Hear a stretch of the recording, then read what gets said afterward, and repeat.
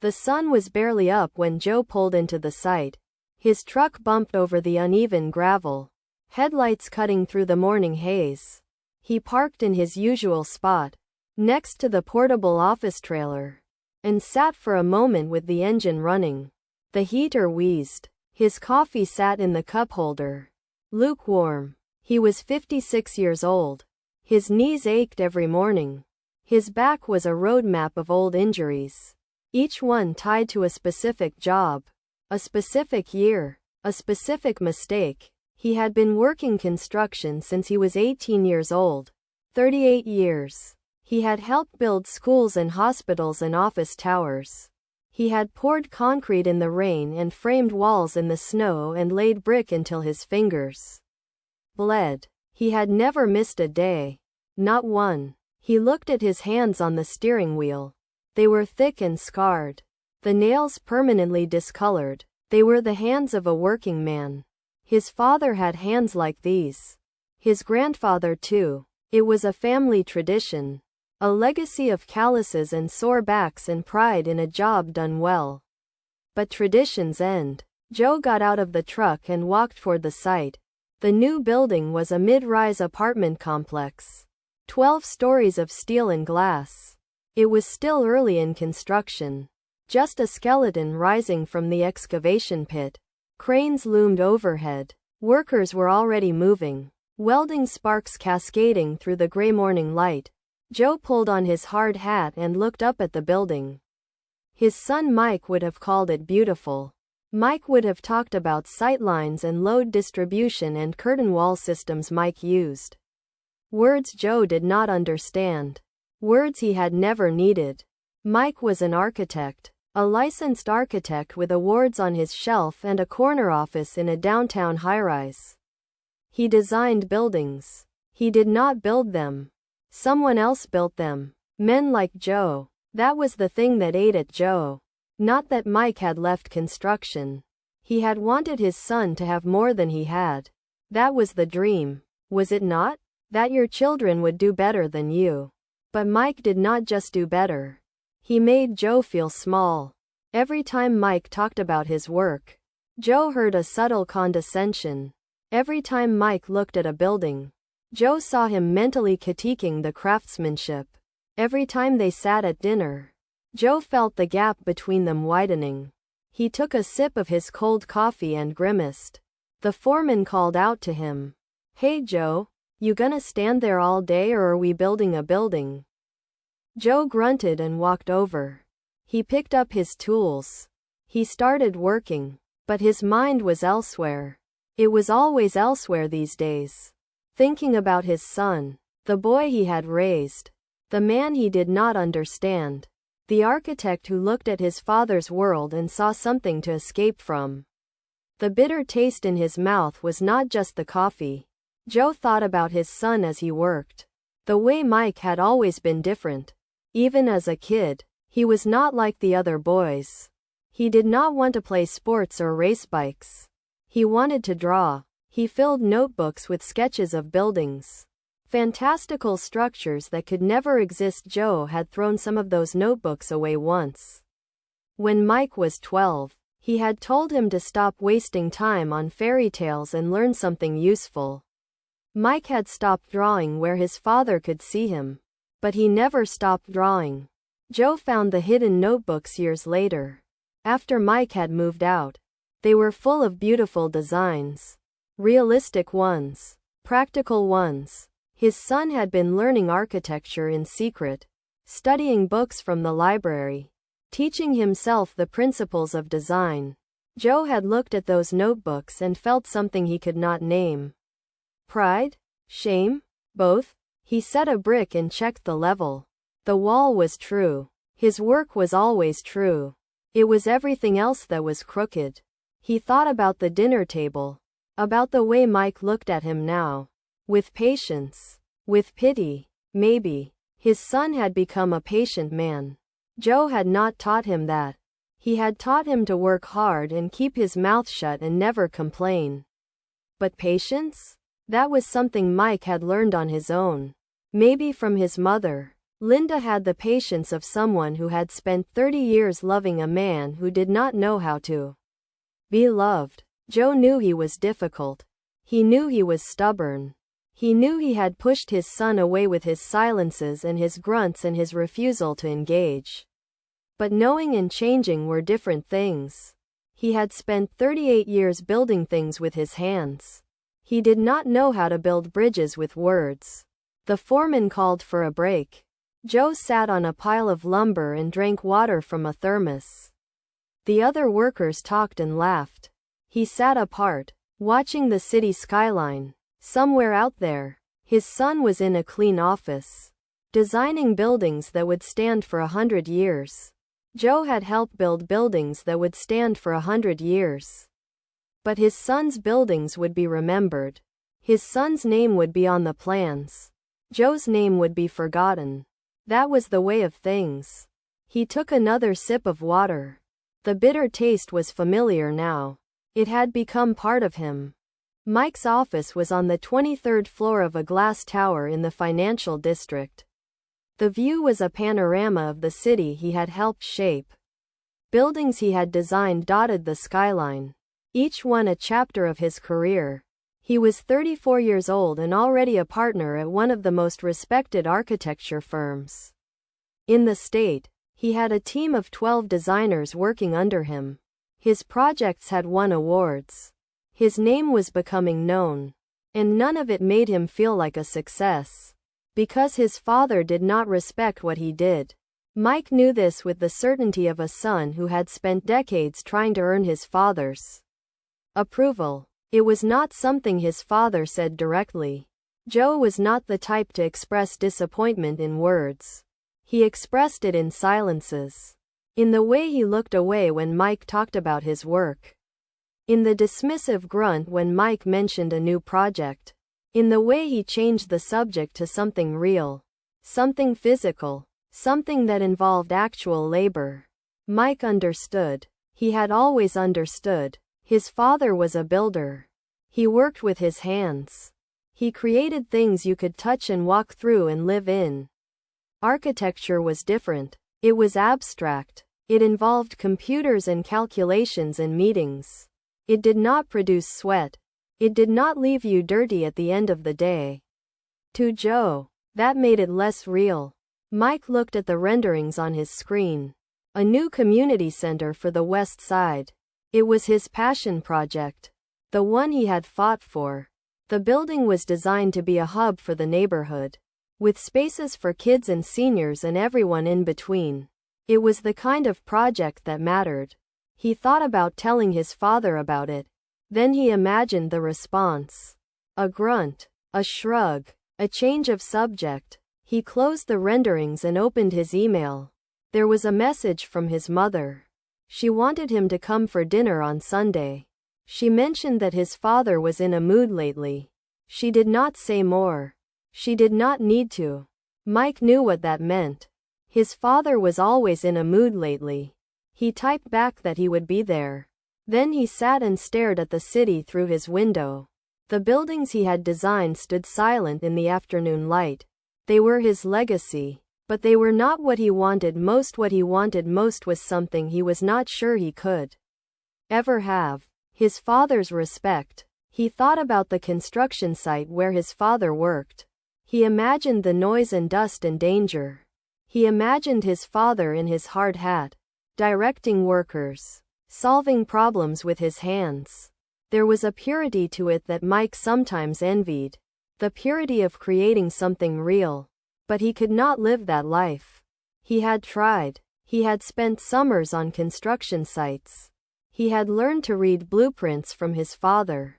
Who had learned from his father before him? Joe had been a good teacher. Patient and precise. But when Mike had announced he wanted to study architecture instead of joining the union, everything changed. His father had not argued. He had not yelled. He had just gone quiet. And he had stayed quiet for years. Mike checked his watch. Time for a site visit. He grabbed his hard hat. The one he kept in his office for exactly this purpose. It was clean. Unscratched. Nothing like his father's. He took the elevator down to the lobby and walked out into the city. The community center site was a 15-minute walk away. He could have taken a cab. He preferred to walk. It gave him time to think. Mike walked to the community center site through streets that told the story of the city. Old brick buildings stood next to glass towers. 100 years of architecture in a single block. He loved this city. He loved the layers of history visible in every neighborhood. The community center site was in a part of town that had seen better days. The buildings were older, the storefronts emptier, but there was life here too. Kids played in a small park. An elderly woman sat on a bench, reading. A food truck sold tacos to a line of customers. This was why Mike had wanted this project. Not for the award or the recognition. Because a good building could change a neighborhood. It could bring people together. It could create opportunities. He stood at the edge of the lot and tried to see it through his father's eyes. Joe would see the practical challenges. The drainage issues. The soil conditions. The logistics of getting materials in and out of a tight urban site. Joe would see problems. That was his job. But Joe would also see solutions. He had been solving problems on construction sites for nearly 4 decades. He knew things that no architecture school taught. Mike pulled out his phone and looked at the renderings. The building was curved and modern, with a glass facade that would reflect the sky. It had a green roof and solar panels and 100 other sustainable features. It was a good design. He knew it was. But standing on the empty lot, he wondered if it was the right design for this neighborhood. He wondered if he had spent too much time making it beautiful and not enough time making it functional. His father's voice echoed in his head. All those curves. Non-standard angles. A nightmare to build. Mike shook his head. The design was sound. The engineers had confirmed it. But doubt crept in anyway. It always did when he thought about his father. He turned and walked back toward his office. There was work to do. The project was moving forward. And whether his father respected it or not, Mike was going to make this building the best it could be. For the neighborhood, for the city, for himself. Sunday dinner was a ritual that had survived everything. Divorce threats, financial crises, the slow erosion of communication between father and son. Every Sunday, Mike's mother cooked a meal. And Mike showed up. And they all sat at the same table and pretended the tension was not there. Mike's mother, Linda, had spent 30 years managing the fragile peace between her husband and her son.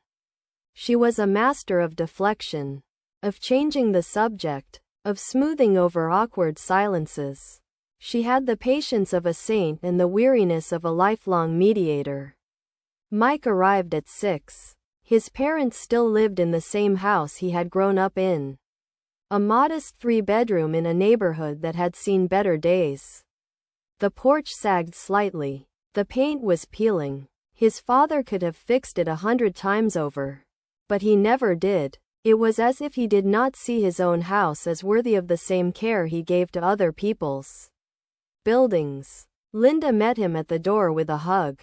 "You look thin," she said. "I am fine, Mom." She studied his face. "You work too hard." She led him into the kitchen. The smell of pot roast filled the air. His father was in the living room, watching a baseball game. The volume was too loud. Joe did not look up when Mike entered. Mike sat down in the armchair across from him. "Hey, Dad," he said. Joe grunted. It was the same grunt he had been using for 30 years. A sound that could mean anything from hello to go away. Mike had learned not to interpret it. The three of them ate dinner at the small kitchen table. Linda kept the conversation flowing. She talked about her garden, about the neighbors, about the dog she was thinking of adopting. Joe answered in monosyllables. Mike contributed when necessary. The meal was good. The company was not. Midway through dinner, Mike mentioned the community center. "It is a big project," he said. $12 million budget, state-of-the-art facilities. We are hoping to break ground in the spring. Linda smiled. That sounds wonderful, honey. Joe said nothing. We are looking for a general contractor, Mike said, watching his father. I thought maybe your company might be interested in bidding. Joe looked up. His expression was unreadable. Why would my company bid on your project? He asked. Because you are good at what you do, Mike said. The silence stretched. Then Joe put down his fork. I will think about it, he said. That was more than Mike had expected. He nodded. That is all I ask. After dinner, Mike helped his mother with the dishes. She washed. He dried. They worked in comfortable silence for a while. Then she said, he is proud of you. You know, he just does not know how to show it. I know, Mom, Mike said, but sometimes I wonder if he even likes me. She stopped washing and turned to face him. He loves you, she said. He just does not understand your world. He never had to understand anyone's world but his own. And he is too stubborn to learn now. Mike dried a plate and placed it in the rack. I am not going to stop being who I am to make him comfortable, he said. I know, she said, and you should not have to. But try to be patient with him. He is scared, Mike. Scared that you have outgrown him. Scared that there is no place for him in your life. That is ridiculous, Mike said. Is it? She asked. When is the last time you invited him to see one of your buildings? When is the last time you asked his opinion on something? Mike opened his mouth to respond, then closed it. She was right. He had not. He had been so focused on earning his father's respect that he had forgotten to offer any in return. Linda cleared the dinner plates and brought out coffee. She sat down between her husband and her son, a referee who had long ago accepted that the game would never truly end. So, she said brightly, the community center sounds like a big deal. It is, Mike said. Biggest project I have led. Joe stared at his coffee. Linda tried again. I was reading about that neighborhood. They really need a community space. There is nothing for the kids to do after school. Mike nodded. That is the whole point. It is designed to be a hub. We have spaces for after-school programs, senior activities, community meetings, even a small gym. Sounds expensive, Joe said, the first words he had spoken in 20 minutes. It is, Mike said, but the funding is in place. The city is committed. We have a solid budget. Joe grunted. Budgets always look solid on paper. Mike felt his jaw tighten. He took a breath. We have done our homework, Dad. The numbers are realistic. Joe shrugged. We will see. Mike wanted to argue. He wanted to defend himself and his team and the months of work that had gone into the budget. But he knew it would not matter. His father would always find something to criticize. He finished his coffee in silence. When he stood up to leave, his mother walked him to the door. Do not let him get to you, she said. He is just scared. Scared of what? Mike asked. Scared that you have succeeded in a world he does not understand, she said. Scared that there is no place for him in your life. Mike kissed her cheek. There is always a place for him, he said. He just has to want to be there. He drove home through the dark streets, the city lights reflecting off his windshield. He thought about his father's words, the constant criticism, the refusal to acknowledge anything good. It was exhausting, but it was also familiar. He had been hearing it his whole life. The question was whether he would let it define him. He decided he would not. The community center was going to be the best building he had ever designed. Not because of his father, but despite him. Mike's first construction job was the summer he turned 15. He was too young to work legally, but his father had pulled strings and gotten him on as an unofficial helper. The pay was cash. The work was brutal. That summer, Mike learned what his father did every day. He learned what it meant to wake up at 4 in the morning. He learned what it felt like to have your hands blister and callous and blister again. He learned the vocabulary of construction. Rebar and joists and headers and footings. He learned that the world was built by men who showed up every day and did work that broke their bodies slowly. He also learned that he did not want to do it forever. It was not the work itself. There was something satisfying about seeing a wall go up, about being part of something that would stand for decades. It was the toll it took. He watched his father come home every night, exhausted and sore, too tired to play catch or help with homework or do anything but sit in front of the television with a beer. Mike did not want that life. He wanted something different. He loved the buildings. He just did not want to build them with his hands. He wanted to design them. He told his father at the end of that first summer. They were sitting in the truck, driving home from the site. The sun was setting. The sky was orange and pink. "Dad," Mike said, "I have been thinking." Joe glanced at him. "About what?" "I want to be an architect," Mike said. The words hung in the air. Joe said nothing for a long time. He kept driving, his eyes on the road.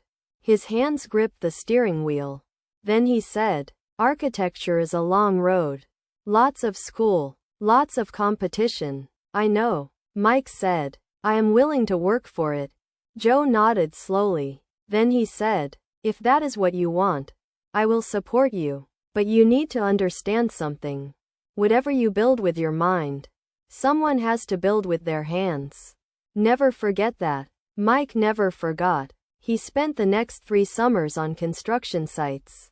Not because he had to. Because his father insisted. "If you are going to design buildings," his father said, "you need to understand how they are built." So Mike learned. He learned how to pour concrete and set forms and tie rebar. He learned how to frame walls and hang drywall and install windows. He learned the practical knowledge that no architecture program could teach. And he learned to respect the men who did this work every day. His father was one of them. A good one. One of the best. But when Mike left for college, the distance between them began to grow. The phone calls became less frequent. The conversations became shorter. By the time Mike graduated and got his first job, the silence had become a permanent fixture. It was not anger. It was not resentment. Exactly. It was something sadder. It was 2 people who loved each other but could not find a way to connect. Mike often thought about those summers. The hard work. The lessons. The unspoken pride in his father's eyes when Mike did something right. He wanted to get back to that place. He just did not know how. The summer Mike turned 16. His father put him on the roofing crew. It was the hardest job on the site.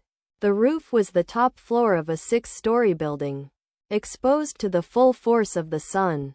The temperature on the roof could reach 120 degrees. The tar was hot. The work was relentless. Mike lasted 3 days before he threw up from heat exhaustion. His father drove him home without a word. The next morning, Joe woke him at 4. "Time to go," he said. Mike groaned. "I cannot go back." "Yes, you can," Joe said. "You are going back. You are going to learn what it means to do hard work. And you are going to learn that you can survive it." Mike went back. He finished the summer on the roofing crew. He did not throw up again. He learned to drink water constantly. He learned to pace himself. He learned to read the weather and the wind and the angle of the sun. He learned that his body was capable of more than he had ever imagined. That summer changed something in Mike. Not his desire to be an architect. That never wavered. But it gave him a respect for the work that he carried into every design he ever created. When he designed a roof, he thought about the men who would build it. He thought about the heat and the danger and the skill required. He designed roofs that were safer, easier to build, more practical. It was a lesson his father had taught him without meaning to. Joe never knew. Mike never told him. They did not have that kind of relationship. But every time Mike designed a building, he thought about those summers. He thought about the calluses and the sunburns and the bone-deep exhaustion. He thought about his father, who had done this work for decades without complaint. And he designed buildings that honored that work.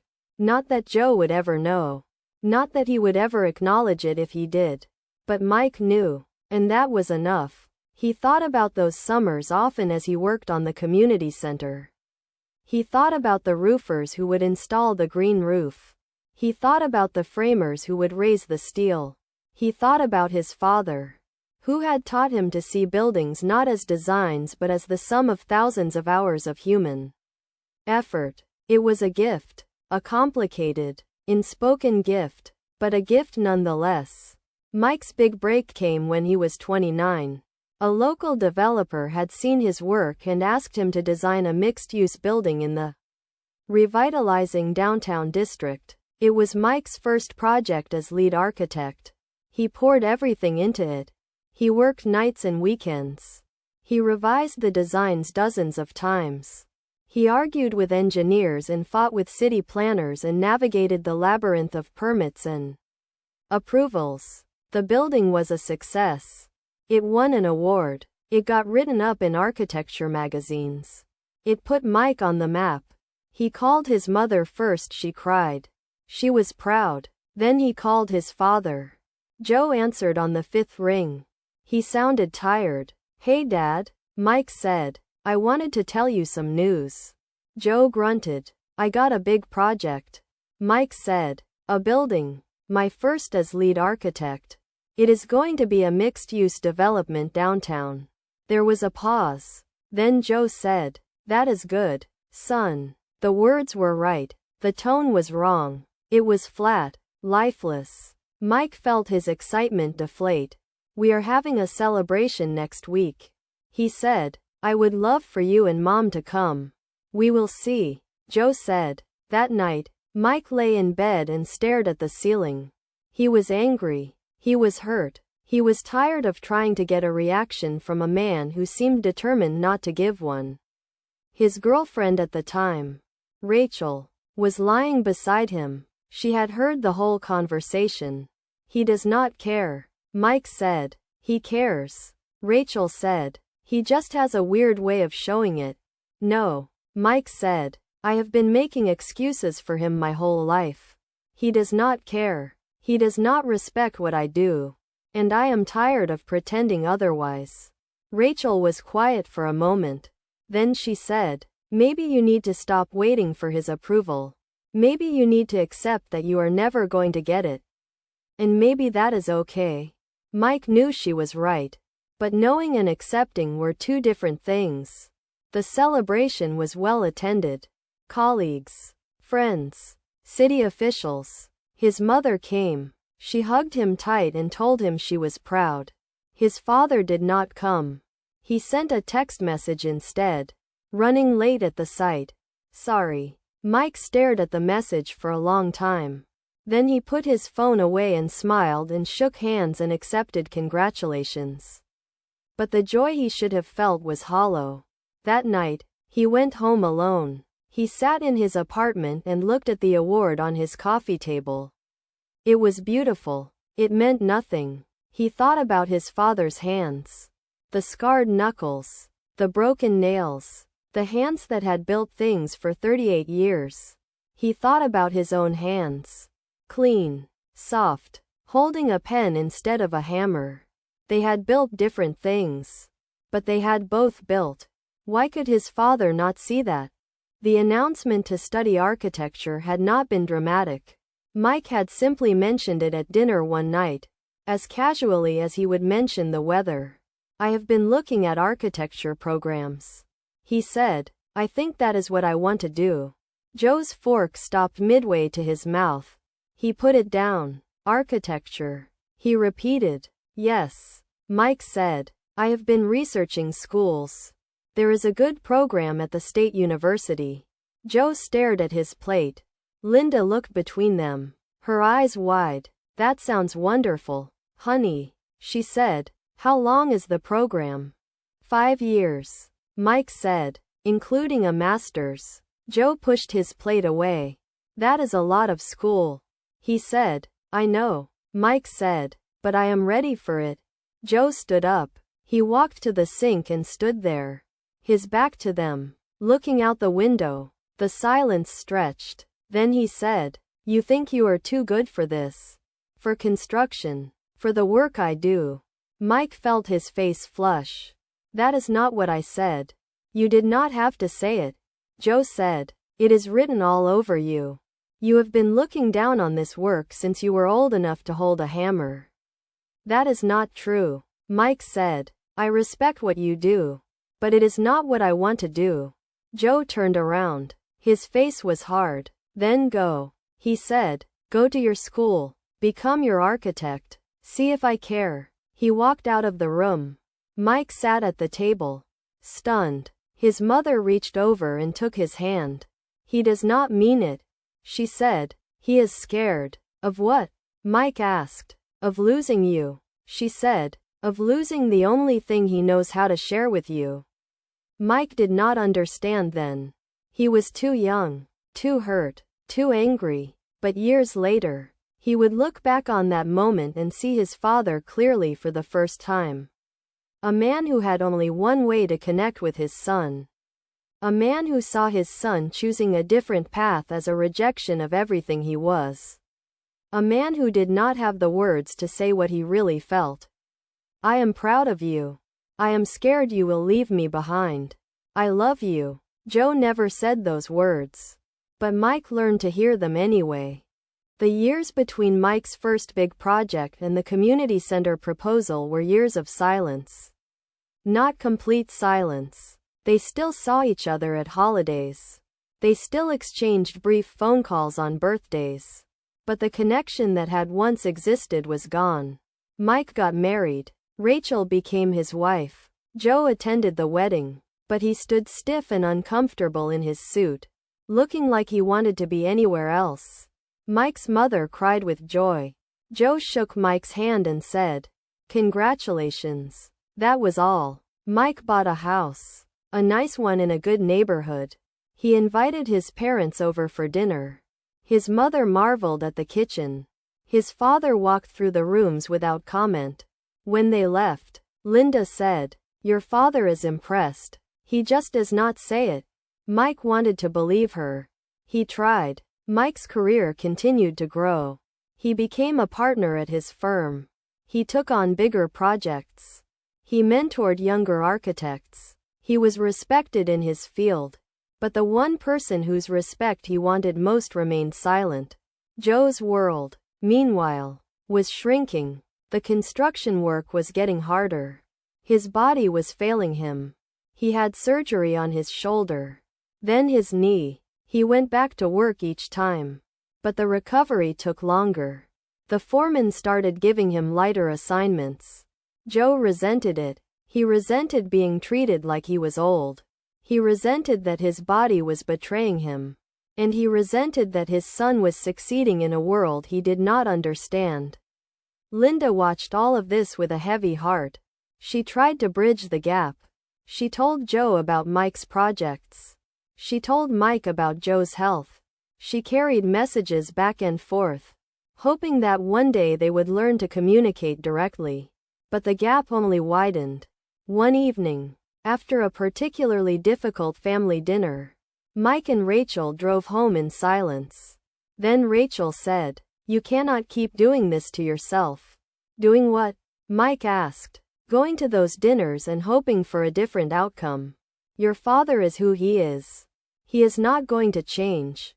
"I know," Mike said, "but he is my father. That does not mean you have to keep putting yourself in a position to be hurt." She said, "You are allowed to protect yourself." Mike stared out the window. The city lights blurred past. "I am not protecting myself from him," he said. "I am trying to reach him. And I do not know how to stop." Rachel reached over and squeezed his hand. "That is what makes you a better man than him," she said. "You keep trying. He gave up a long time ago." Mike thought about that. Was he a better man? He did not feel like one. He felt like a son who could not get his father to love him. And that felt like failure. The years of silence were not empty. They were filled with small moments that Mike held onto like treasures. A nod from his father at his college graduation. A firm handshake when he got his first job. A brief moment of eye contact at his wedding that seemed to say something. Though Mike was never sure what. These moments were not enough. But they were something. Mike built his career during those years. He worked for a small firm. Then a bigger one. He learned from senior architects. He developed his own style. He won awards. He became someone. But every time he achieved something, he felt the absence of his father's recognition like a missing tooth. He would call his mother with the news. She would celebrate. She would tell Joe. Joe would grunt. Life went on. Mike bought a house. He married Rachel. He thought about having children. He wondered what kind of father he would be. He knew what kind he did not want to be. He wanted to be present. He wanted to say the words his father could not say. He wanted to break the cycle. When Rachel got pregnant, Mike felt a shift. He was going to be a father. He was going to have a chance to do it differently. He called his mother with the news. She cried with joy. Then she said, "Your father wants to talk to you." Mike waited. His father came on the line. "Congratulations," Joe said. His voice was rough. "Thank you," Mike said. There was a long pause. Then Joe said, "Being a father is hard. You are going to make mistakes. But you are going to be fine." Mike felt tears prick his eyes. That was the closest his father had ever come to saying, "I believe in you." "Thanks, Dad," he said. They hung up. Mike sat in his living room, one hand on his wife's belly, the other holding the phone. It was not much, but it was more than he had ever gotten before. Maybe things were changing, maybe they were not, but for that moment, it was enough. The breaking point came at a family gathering. It was Mike's mother's birthday. The whole family was there. Aunts and uncles and cousins. The house was full of noise and laughter. Mike came with Rachel. He was in a good mood. The community center project was moving forward. He had a bottle of wine for his mother and a smile for everyone. Joe was in his usual spot, a beer in his hand, watching the chaos from the edge of the room. He did not look happy. He never looked happy anymore. Mike approached him. "Hey Dad," he said. "Happy birthday to Mom, right?" Joe grunted. Mike tried again. "I brought some photos of the new project," he said. "Thought you might want to see them." He pulled out his phone and showed his father the renderings of the community center. They were beautiful. The building was curved and modern, with lots of glass and open space. It was designed to be welcoming and sustainable and functional. Joe looked at the screen. Then he said, "That is going to be a nightmare to build." Mike felt his jaw tighten. "What do you mean?" "All those curves," Joe said. "Non-standard angles. Custom everything. That is going to cost a fortune and take twice as long as a simple rectangular building." "It is designed to be efficient," Mike said. "It is designed to look good," Joe said. "There is a difference." Mike took a breath. He tried to keep his voice even. "I appreciate your feedback, Dad, but I have a team of engineers who have reviewed the plans. It is structurally sound and buildable." Joe took a long sip of his beer. Then he said, "You always thought you knew better. Even when you were a kid. You thought you were smarter than everyone else." "I never said that," Mike said. "You did not have to," Joe said. "It was written all over you. The way you looked at me when I came home from work. The way you talked about school like it was the only thing that mattered. The way you announced you were going to be an architect like it was a declaration of war." The room had gone quiet. People were looking at them. Mike felt his face burn. "A declaration of war?" he repeated. "Is that how you saw it?" "That is how it felt," Joe said. "I had been building things my whole life. I taught you everything I knew. And you threw it back in my face." "I did not throw anything in your face," Mike said, his voice rising. "I wanted to do something different. I wanted to build in a different way." "Is that a crime?" "It is not a crime," Joe said. But do not pretend it was not a rejection. Of me. Of everything I stood for. Mike was speechless. He had never heard his father articulate the resentment so clearly. It was not about the buildings. It was about something deeper. Something older. Something that had been festering for decades. I am sorry you feel that way. Mike finally said. But I am not sorry for becoming who I am. He turned and walked out. He did not look back. Rachel followed him. The door closed behind them. In the car, Mike sat in the driver's seat and gripped the steering wheel. His hands were shaking. He did not cry. He was too angry for tears. Drive, Rachel said softly. Just drive. He did. The birthday party argument replayed in Mike's mind for weeks. He could not stop thinking about it. The words his father had said. The accusation that Mike's entire career was a rejection. The way his father had looked at him. With decades of resentment finally boiling over. Rachel tried to help him process. You cannot control what he thinks. She said. You can only control how you respond. I know, Mike said. But it still hurts. It is supposed to hurt. She said. He is your father. But that does not mean you have to keep letting him hurt you. Mike knew she was right. But knowing and doing were different things. He thought about calling his father. He thought about writing a letter. He thought about showing up at the construction site and demanding to be heard. He did none of these things.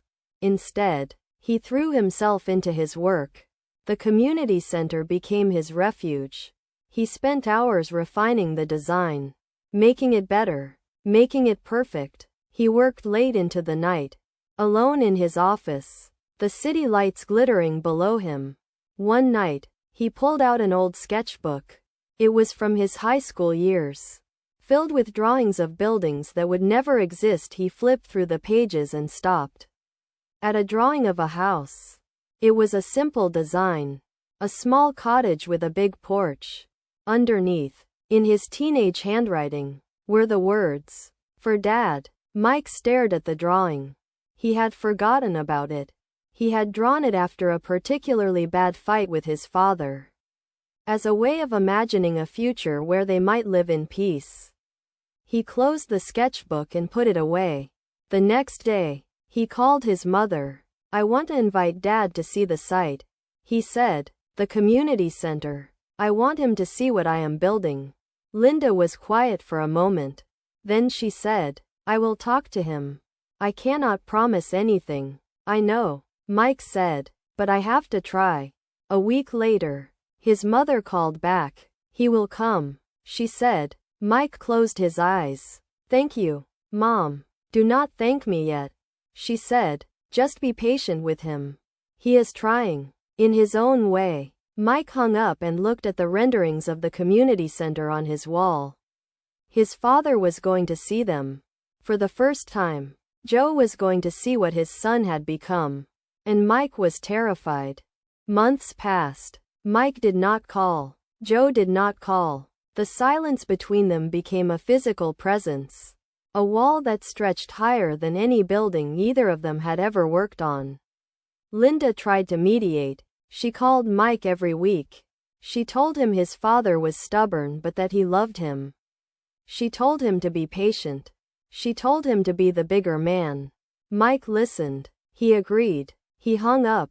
And he did nothing. The hurt was too deep. The words his father had said.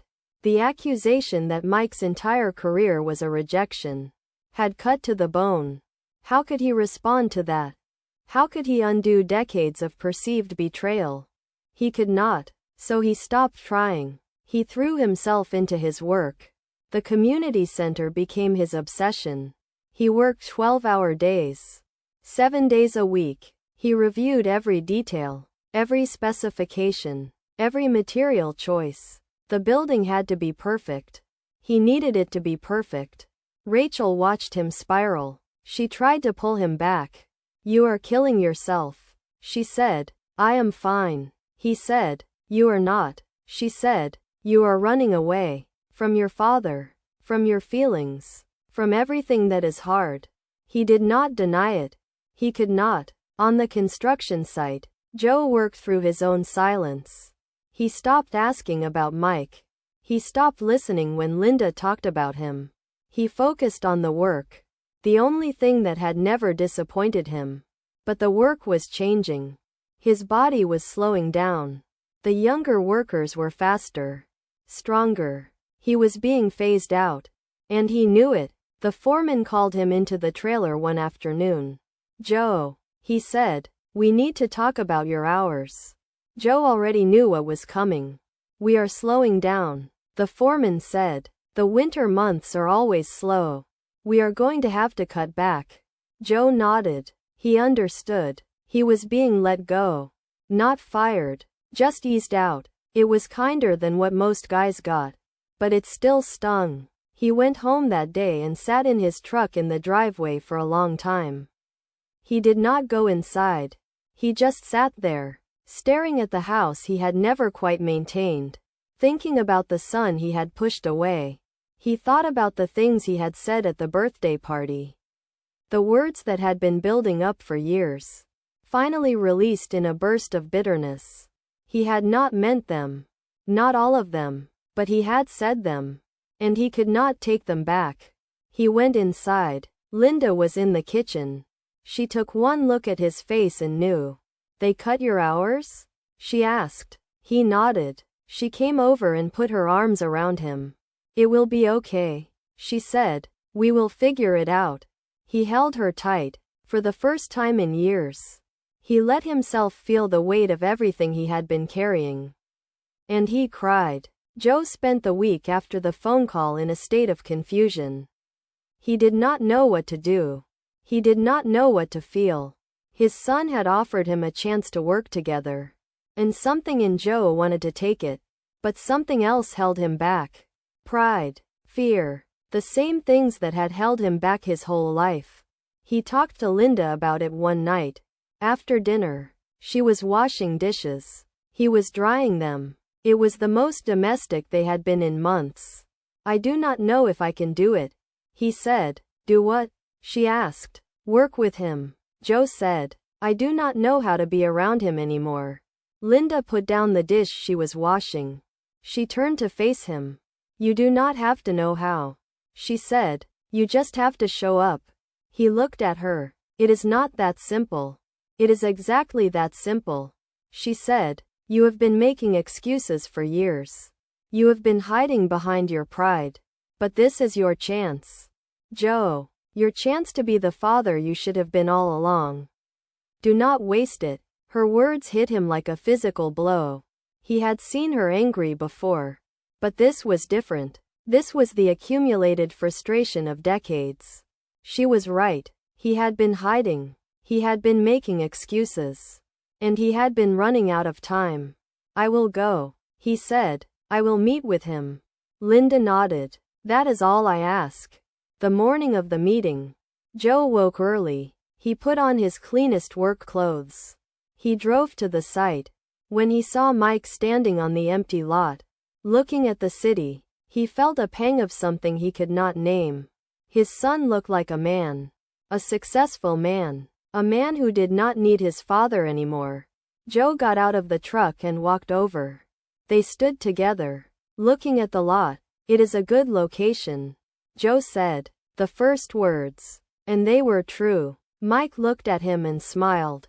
A real smile. Not bitter. Not guarded. Just a smile. "It is good to see you, Dad," he said. Joe nodded. He did not trust his voice. They stood together on the empty lot. Father and son. And for the first time in years, Joe felt like he was exactly where he was supposed to be. The community center project went out for bids. Mike's firm sent requests to several construction companies, including his father's. It was a coincidence. Or maybe it was not. Mike told himself it was just business.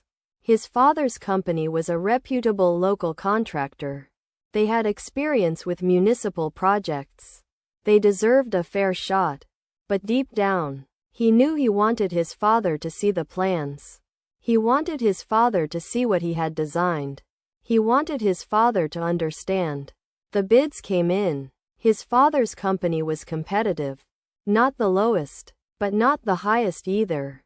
Their proposal was solid, well documented, professional. Mike read it carefully. He recognized his father's influence in the details. The attention to scheduling, the realistic cost projections, the emphasis on safety protocols. These were the things Joe had always cared about. The things he had taught Mike during those long summers. Mike sat with the bids for a week. He reviewed them multiple times. He consulted with his team. He weighed the options. In the end, he chose his father's company. He told himself it was because they were the best fit for the project. He told himself it was not personal. It was not entirely true. He called his mother to tell her the news. She was quiet for a moment. Then she said, "Your father does not know you are the architect on this project. He knows the firm. He does not know your role." Mike had not considered that. The bids had gone through the formal channels. Joe's company had submitted to the general contracting office. They might not have connected the dots. "I need to tell him," Mike said, "before he finds out another way." His mother agreed. He called his father that evening. The phone rang 5 times before Joe answered. His voice was wary. "Hello? Dad. It is Mike." There was a pause. Then Joe said, "I know who it is." Mike took a breath. "The community center project," he said. "You submitted a bid." "Yes," Joe said. "We are still waiting to hear back." "You won the bid," Mike said. The silence on the other end stretched. Then Joe said, "I did not know it was you." "I know," Mike said, "but it is. And I want you to build it." "Why?" Joe asked. The question was simple, but the weight behind it was enormous. "Because it is a good building," Mike said. "And you are a good builder. I want us to work together." For real this time. Joe was quiet for so long that Mike thought he had hung up. Then he heard his father take a breath. "I will think about it," Joe said. And he hung up. Mike stared at his phone. It was not a yes. But it was not a no. And that was more than he had gotten in years. The weeks that followed the first meeting were a revelation for both of them. They fell into a routine that surprised them both. Joe would arrive at the site early. Before anyone else. He would walk the perimeter. Check the materials. Prepare for the day. Mike would arrive an hour later. Coffee in hand. And they would stand in the trailer and review the plans. The arguments were inevitable. Joe would point out a detail that would not work in practice. Mike would defend his design. They would go back and forth, raising their voices, until one of them found a compromise. It was not a smooth process, but it was an honest one. One morning, they were reviewing the foundation plan. Joe had circled a section with a red pen. "This footing is not deep enough," he said. "The soil here is unstable. It needs to go down another 2 feet." Mike looked at the plan. The soil report did not indicate any issues. The engineer had signed off on the design. But Joe was insistent. "I have built on this soil before," he said. "It shifts. If you do not go deep enough, the foundation will crack within 5 years." Mike wanted to argue. He wanted to trust the engineer. But something in his father's voice made him pause. "Call the geotechnical engineer," Mike said to his assistant. "Ask them to do another soil test at that location." The test came back 2 days later. Joe was right. The soil was unstable. The foundation needed to be redesigned. Mike sat in his office, staring at the test results. His father had been right. After decades of experience, Joe knew things that the textbooks did not teach. Things that could only be learned by doing. Mike called his father that evening. "You were right about the soil," he said. "I know," Joe said. There was no gloating in his voice. Just a simple statement. "Thank you," Mike said, "for catching it." Joe was quiet for a moment. Then he said, "That is what I am here for." They hung up. Mike sat in the darkness of his office, feeling something he had not felt in years. He felt like his father was on his side. It was a good feeling. He hoped it would last. Joe agreed to meet at the site. It was neutral ground, a place where both of them had something to contribute. The lot where the community center would stand was still empty. A flat expanse of dirt surrounded by chain-link fence. The city skyline rose in the distance.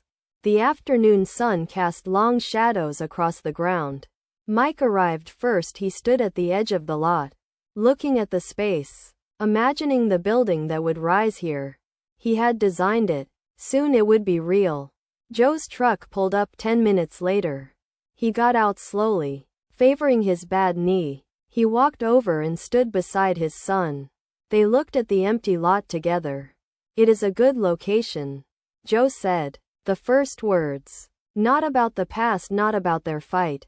Just an observation about the site. "It is," Mike agreed. "Close to public transit. Walkable neighborhood. It will serve a lot of people." Joe nodded. He pulled out a rolled set of plans from under his arm.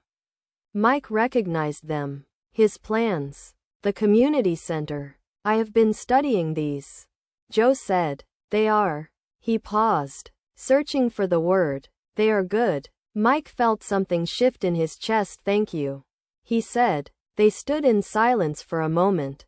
Then Joe spoke again. "I said some things I should not have said. At your mother's birthday. I was angry. Not at you. At myself. I was watching you succeed at something I could never do. And I did not know how to handle it." Mike turned to face his father. "I was not trying to reject you," he said. "I was trying to find my own path. I know that now," Joe said. "It took me a while. I am slow." He almost smiled. They both looked back at the lot. "So," Mike said, "are you going to build my building?" Joe was quiet for a moment. Then he said, "I am going to build it. But I need you to understand something." "What is that?"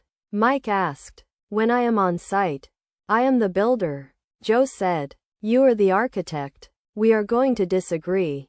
We are going to argue. I am going to tell you when your designs are impractical. And you are going to tell me when my methods are outdated. And we are going to find a way to make it work." Mike nodded. "That sounds fair." Joe held out his hand. Mike took it. They shook. There on the empty lot, with the city watching. It was not a complete reconciliation.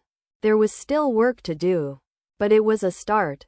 And for both of them, that was enough. One evening, after a long day, Mike and Joe sat on a pile of lumber, watching the sun set over the city. The building was taking shape. The steel frame was up. The concrete floors were being poured. It was starting to look like something real. Mike was exhausted. His clothes were covered in dust. His hands were dirty. He looked like a construction worker. He felt like one too. "This is the part one missed," Joe said. Mike looked at him. "What part?" "The end of the day," Joe said. "When you can look at what you built and see the progress. When the work speaks for itself." Mike nodded. He understood. There was something satisfying about seeing a building rise from the ground. Something that no rendering or model could capture. "I used to watch you from the window," Mike said. Joe looked at him. "What?" "When I was a kid," Mike said. "I used to watch you leave for work in the morning. You would walk out to your truck with your lunch pail and your hard hat. And I would think, that is the strongest man in the world." Joe was silent. "I wanted to be like you," Mike continued. "But I also wanted to be different. I wanted to build things the way you do. But I also wanted to design them. I did not know how to tell you that without making you feel like I was rejecting you." Joe stared at the building. His eyes were wet. "You were never rejecting me," he said. "I just did not know how to see it." They sat in silence as the sun disappeared behind the skyline. The lights of the city began to flicker on. Mike thought about all the years they had wasted. All the conversations they had not had. All the words left unsaid. But sitting there, next to his father, covered in dust and exhaustion. He felt like they were finally making up for lost time. We should do this more often, Mike said. Joe nodded. Yeah, he said, we should. The first few weeks of the project were awkward. Father and son had to learn how to work together after years of distance. The construction trailer became their meeting ground. Every morning, they sat across from each other and reviewed the day's work. Joe spread the blueprints across the table. He asked questions. Why is this wall angled here? What is the load on this beam? How are we handling the waterproofing at the foundation? Mike answered. He explained his reasoning. He defended his choices. Sometimes Joe agreed. Sometimes he pushed back. One morning, Joe pointed at a detail on the roof plan. This is going to be a problem, he said. The flashing detail is not going to work with the parapet design. Mike looked at the plan. He had spent weeks on that detail. He was sure it was correct. It will work, he said. Joe shook his head. I have been building roofs for 40 years. He said, that detail will leak. They argued for an hour. Mike called his structural engineer. They reviewed the calculations. In the end, Joe was right. The detail needed to be revised. Mike made the change. He did it grudgingly, but he did it. The next day, he brought the revised plans to the trailer. Joe looked at them and nodded. That will work, he said. There was no I told you so. No gloating. Just acknowledgement. Mike appreciated that. Over the following weeks, they fell into a rhythm. Joe would raise concerns. Mike would listen. Sometimes he changed the design. Sometimes he convinced Joe that his original plan was sound. They argued. They compromised. They built. Rachel noticed the change in Mike. He was coming home less stressed. He was sleeping better. He was talking about his father with something other than frustration. You two are actually working together, she said one night. I know, Mike said. It is strange. It is good, she said. It is both, he agreed. Joe was changing too. Linda saw at first he was more present at home.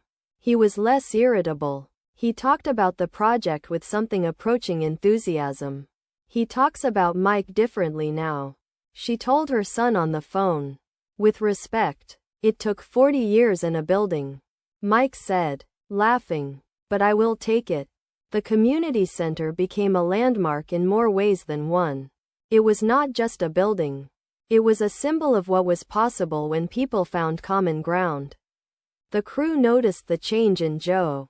He was less gruff. He smiled more. He told stories from his early days in construction.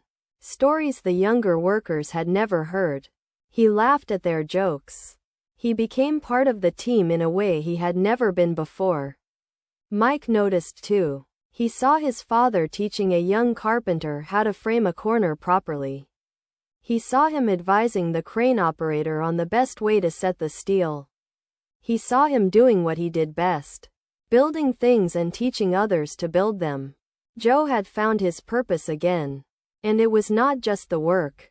It was the connection. One afternoon, a delivery truck arrived with the windows for the community center. The driver was lost. The schedule was tight. Joe took charge. He directed the driver to the right location. He organized the crew to unload the truck. He checked each window for damage. When the last window was stored safely, he came to find Mike. Windows are here, he said. I saw. Mike said. You handled that well. Joe shrugged. It is just logistics. It is more than that. Mike said. You are good at this. Joe looked at him. Then he said something that Mike would never forget. I have been doing this my whole life. He said. It is nice to have someone notice. Mike felt a lump in his throat. I notice, he said. Joe nodded. He turned and walked back to work. But Mike saw him wipe his eyes as he walked away. That night, Mike called Rachel. I think things are changing, he said. With your father? She asked. Yes, he said. For the better. She was quiet for a moment. Then she said, I am glad. I know how much that means to you. It means everything, Mike said. He hung up and looked at the stars through his window. His father had noticed something. And his father had let him notice something in return. After all these years, they were finally learning to see each other. The steel frame went up in the fall. It rose from the foundation like a skeleton, defining the shape of the building that would come. Mike came to the site every day to watch. There was something magical about seeing his designs take physical form. The abstract lines on paper became steel beams and concrete floors. The vision became real. Joe was in his element. He moved through the site with the confidence of a man who had done this 1,000 times. He directed the crane operator. He checked the welds. He resolved the endless small crises that came up on every job. One afternoon, Mike found his father standing alone on the second floor, looking out at the city. The walls were not up yet. The view was unobstructed. Pretty good, is not it? Mike said, walking up beside him. Joe nodded. I have built a lot of buildings, he said, but I have never watched one go up like this. What do you mean? Mike asked. I have always been the builder, Joe said. I show up, I do my job, I move on. I never see the building through the eyes of the person who imagined it. He looked at his son. Seeing it through your eyes is different. Mike did not know what to say. That was probably the most honest thing his father had ever said to him. Thank you, Dad, he said. They stood together, looking at the city. The wind blew through the open frame. The sounds of construction echoed around them. I should have come to see your other buildings, Joe said quietly. I should have been more interested. I was too proud, too stubborn. I am sorry. Mike felt his throat tighten. It is okay, he said. It is not okay, Joe said. But I am here now. That counts for something. It does, Mike said. It counts for everything. They stood in silence for a long moment.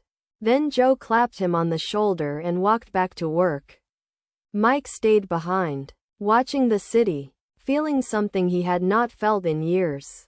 He felt like his father's son. The conversation in the trailer changed everything. Mike had always wondered why his father was the way he was. The bitterness, the distance, the inability to show pride or affection. He had assumed it was just his father's nature. A hard man shaped by a hard life. But hearing Joe say the words changed something. I never wanted to be a construction worker. Mike replayed those words in his head for days.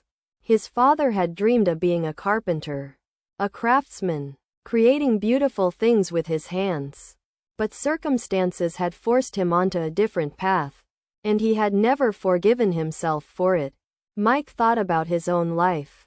The freedom he had had to pursue his dreams, the support his mother had given him.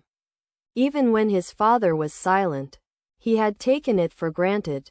He had not realized how rare it was. He called his mother. Did you know? He asked. Know what? She said. That Dad wanted to be a carpenter. Linda was quiet for a moment.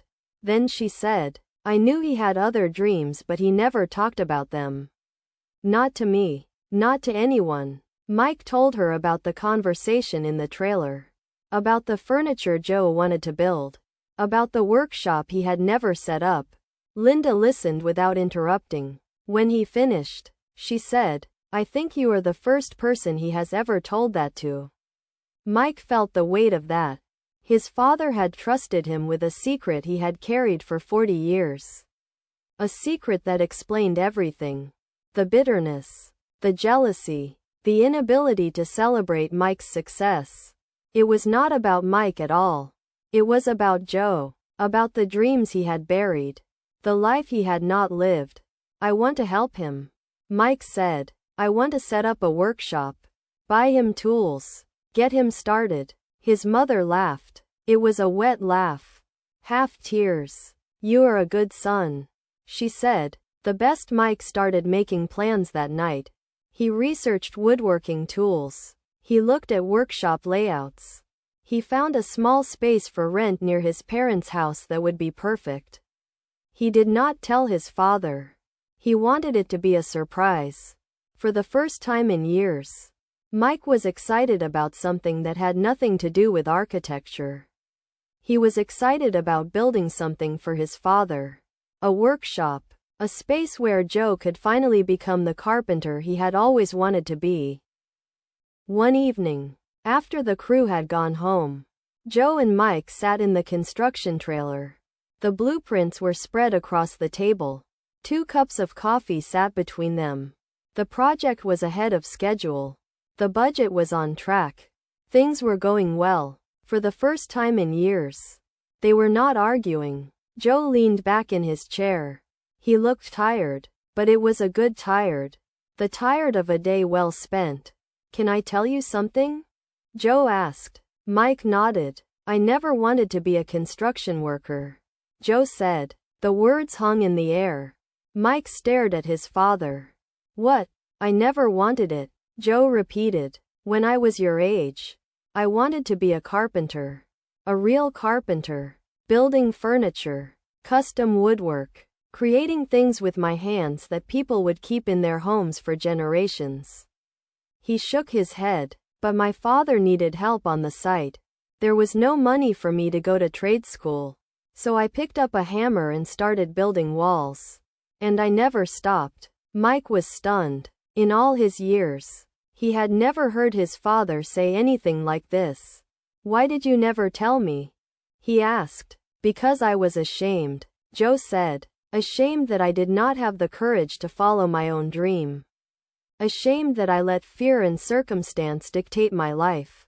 And then when you came along and pursued your dream with such determination, I did not know how to handle it.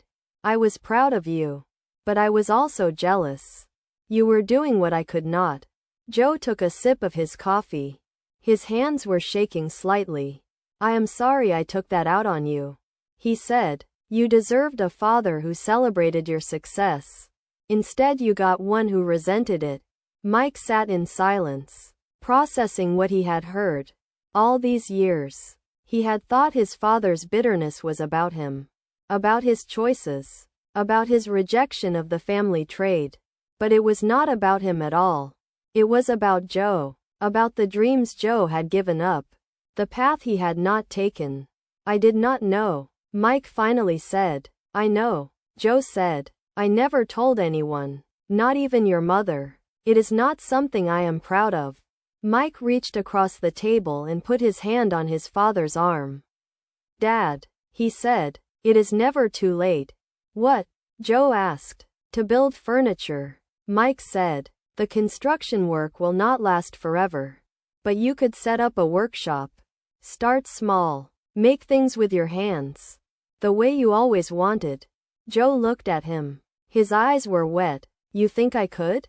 I know you could, Mike said. And I would be proud to have a table built by my father. Joe laughed. It was a broken sound. But it was a laugh.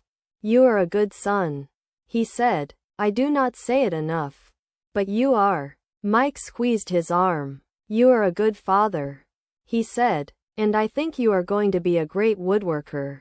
The topping out ceremony was a reminder of why Mike loved construction. It was not just about buildings. It was about people coming together to create something bigger than themselves.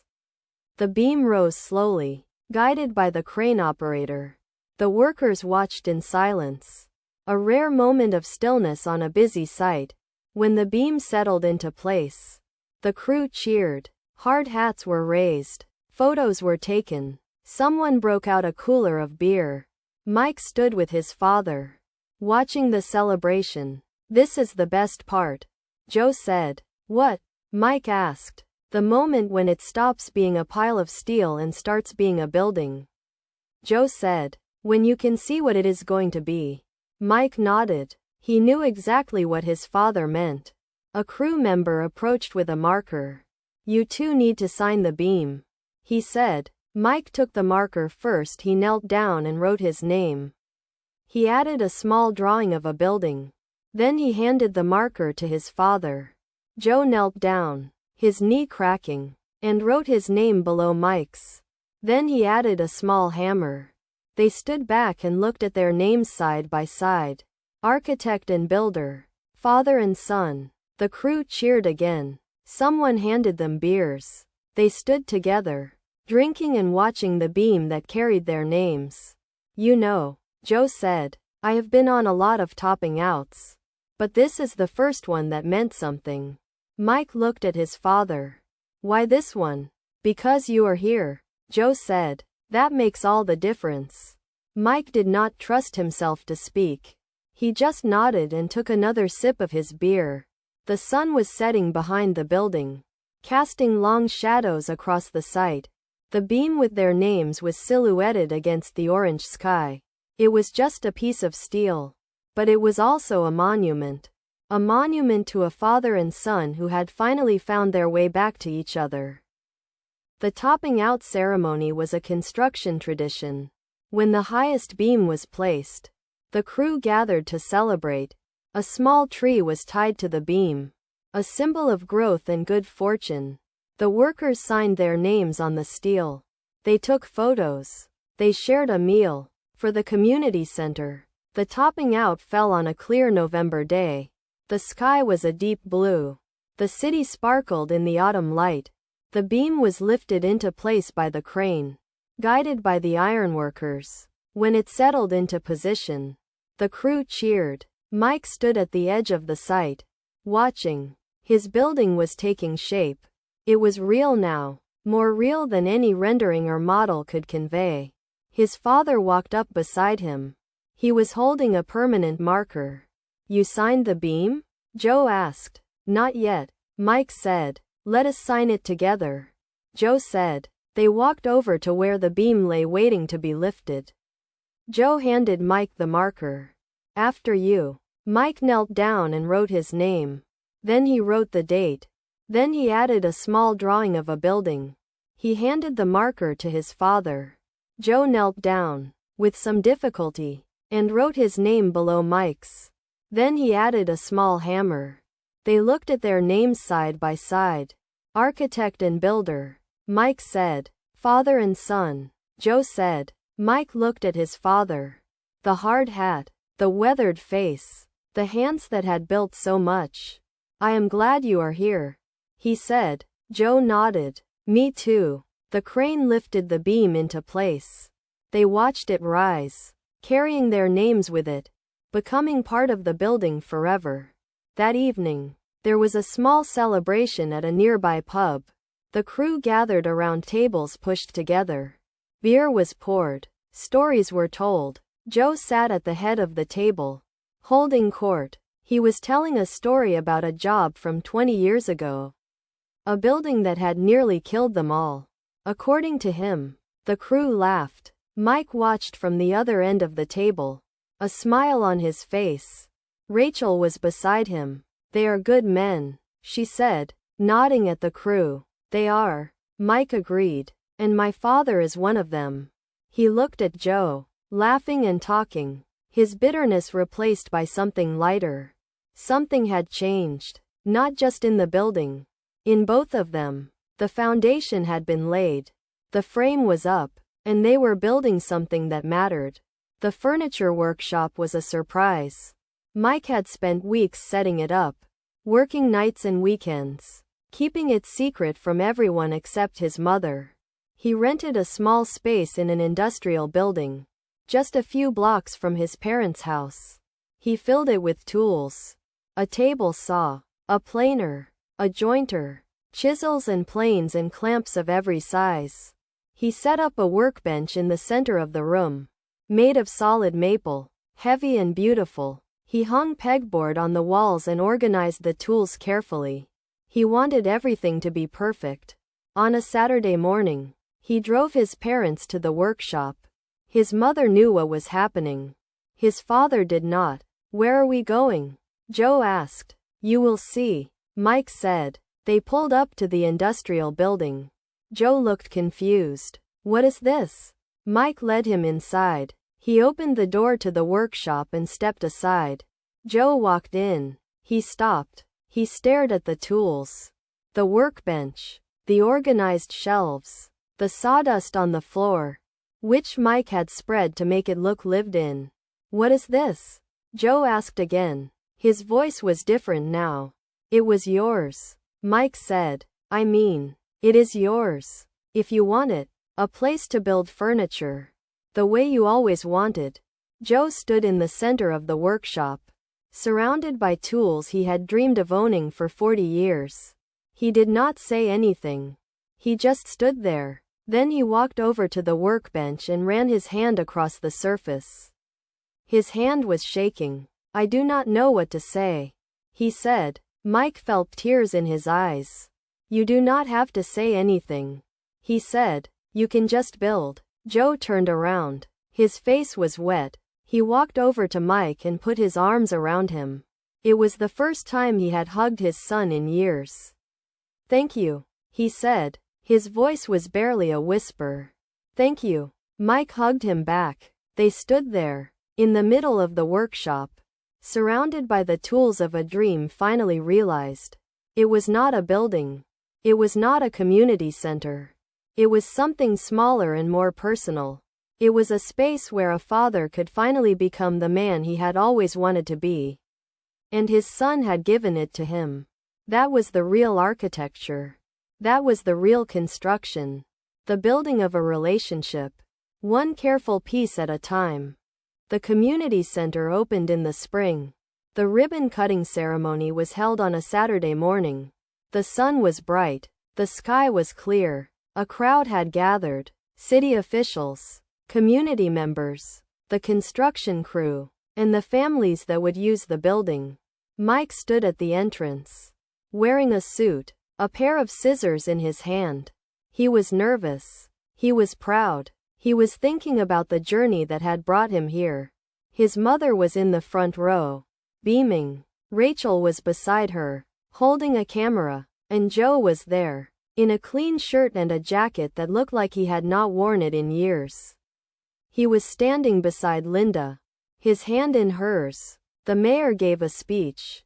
She talked about community and opportunity and the power of public spaces. She thanked the architects and the builders and everyone who had made the project possible. Then she invited Mike to say a few words. Mike stepped up to the microphone. He looked at the crowd. He looked at the building behind him. Then he looked at his father. I want to tell you a story, he said. He told them about the summer he turned 15. About his first job on a construction site. About learning to read blueprints from his father. About the long road to becoming an architect. And the even longer road to earning his father's respect. He told them about the argument at the birthday party. About the months of silence. About the bid that brought them back together. He told them about the morning in the trailer when his father had admitted his own dreams and he told them about the beam with both their names on it. The crowd was quiet. Someone was crying. It might have been Mike's mother. This building, Mike said, is made of steel and concrete and glass. But it is also made of something else. It is made of the love between a father and a son who had to learn how to see each other. He raised the scissors. I am proud to cut this ribbon, he said, but I am prouder of the man who helped me build it. He cut the ribbon. The crowd applauded. The doors opened. The community center was open. Linda hugged Mike fiercely. Rachel kissed him. Then Joe stepped forward. He did not say anything. He just held out his hand. Mike took it. They stood there, father and son, in front of the building they had built together. It was not a perfect ending. They would still argue. They would still disagree. Joe would still grumble about impractical designs. And Mike would still roll his eyes at outdated methods. But they would do it together. That was the difference. The building rose behind them. A testament to what was possible when people found a way to build something together. It was not just a community center. It was a bridge. And they had built it with their own hands. Mike looked at his father. So, he said, what is next? Joe looked at the building. Then he looked at his son. I was thinking about building a table, he said. Mike smiled. I would like that. The day of the ribbon cutting was beautiful. The sun was warm. The sky was blue. The community center gleamed in the morning light, its glass facade reflecting the world around it. Mike stood at the entrance, nervous and proud. His mother was in the front row. Rachel was beside her, holding their daughter, a baby girl named Emily. And Joe was there, in a clean shirt and a jacket, standing tall. The mayor gave her speech. Mike gave his. He talked about the building. He talked about the community. He talked about the men and women who had built it. And he talked about his father. The crowd applauded. The ribbon was cut.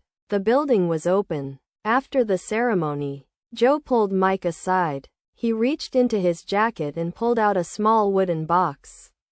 It was beautifully made. The joints perfect. The finish smooth. I made this, Joe said. In the workshop, Mike opened the box. Inside was a wooden model of the community center. It was a miniature replica, perfectly detailed, every window and door and curve faithfully reproduced. It must have taken weeks. Dad, Mike said, this is incredible. Joe shrugged. I had to test out the tools somehow. Mike laughed. He set the model on a nearby table and hugged his father. This time, Joe hugged back. When they pulled apart, Joe cleared his throat. I have been thinking, he said, about what comes next. Mike waited. I want to build more. Joe said, furniture. For the community center. Tables and chairs and bookshelves. If that would be okay. Mike smiled. I think that would be perfect. He said. Joe nodded. Good. He turned to look at the building. It is a good building. He said. You did good, son. Mike felt those words land somewhere deep in his chest after 34 years. He had finally heard them. Thanks, Dad, he said. They stood together in front of the building, looking at what they had built.